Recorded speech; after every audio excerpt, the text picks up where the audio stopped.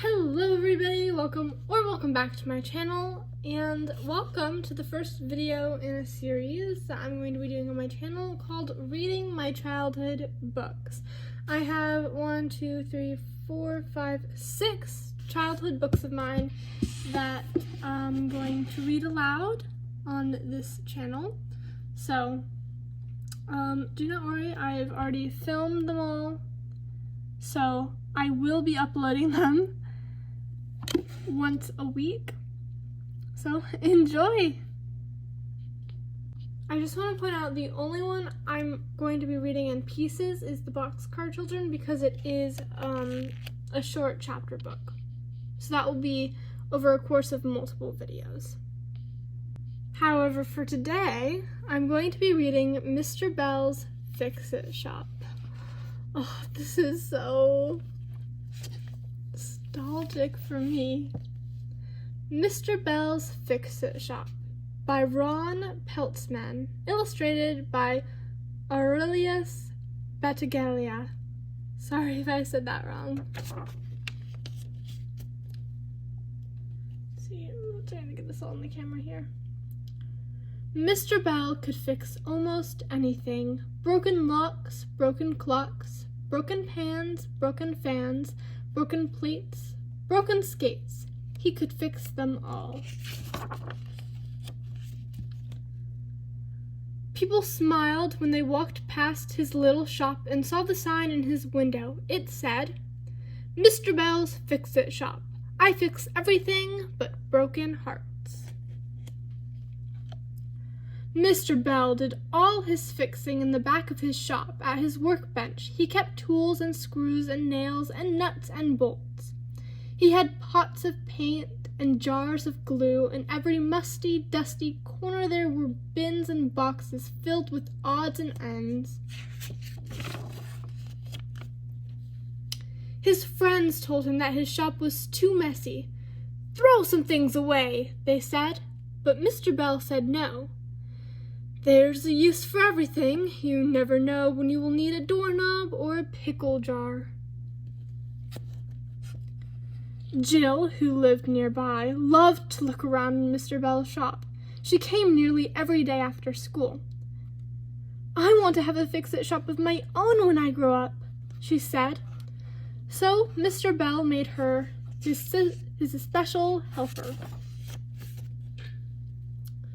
One afternoon, Jill was helping Mr. Bell polish the front window. She asked, "What's a broken heart?"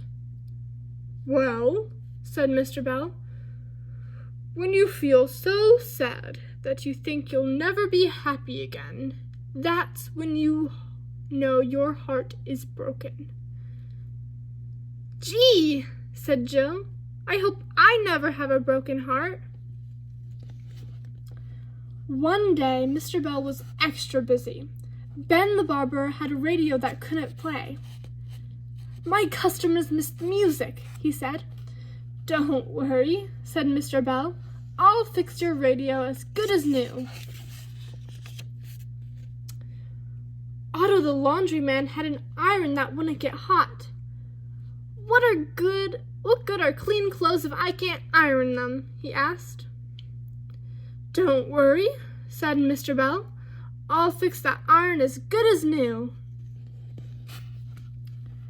Sarah Stevens had a camera that wouldn't click. "I'm going to Australia," she said.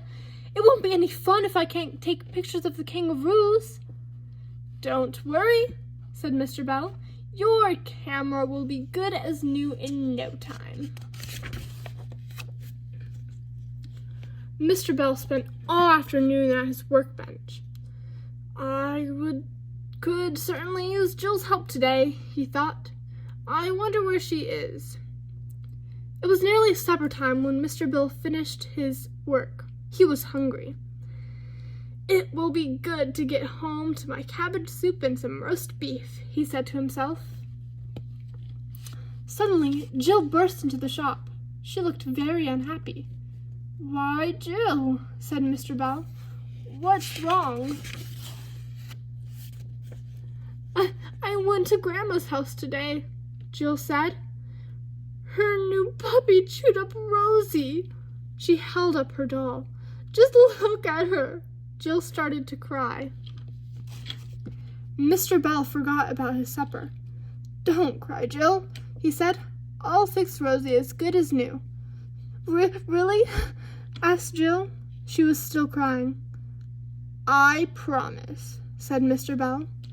You run along now and don't worry about a thing. I'll see you tomorrow. Mr. Bell took Rosie to his workbench. He found an old baseball bat. It's a good thing I didn't throw this thing away, he said. He carved a new arm and a new leg for Rosie. He smoothed away all the splinters and painted and polished the wood. It's a good thing I didn't throw this away, he said as he picked up an old lampshade. With scissors and glue, he turned fringes and tassels into beautiful new hair for Rosie. A blue ribbon that matched Rosie's eyes became a big, bright bow for her new hair. Mr. Bell even made Rosie a brand new dress and shiny new shoes from scraps of gin-cham and satin.